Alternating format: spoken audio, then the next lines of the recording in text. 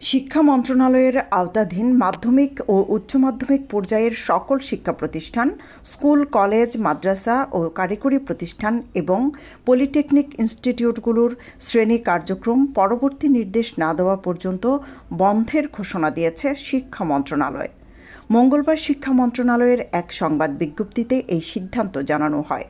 এতে বলা হয়, বিদ্যালয় ও কলেজগামী শিক্ষার্থীদের নিরাপত্তার বিষয়টি বিবেচনায় নিয়ে এই সিদ্ধান্ত নেওয়া হয়েছে।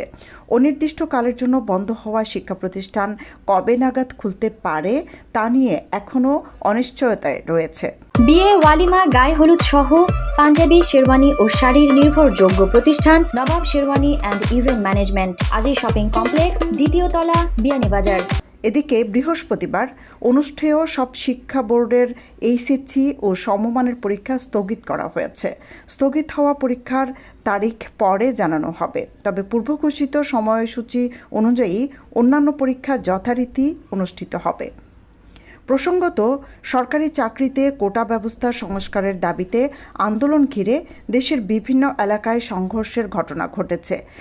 সংঘর্ষে এ পর্যন্ত ঢাকা, চট্টগ্রাম ও রংপুরে 6 জন নিহত হয়েছেন। সৈয়দা আখি হক, এবিটিভি।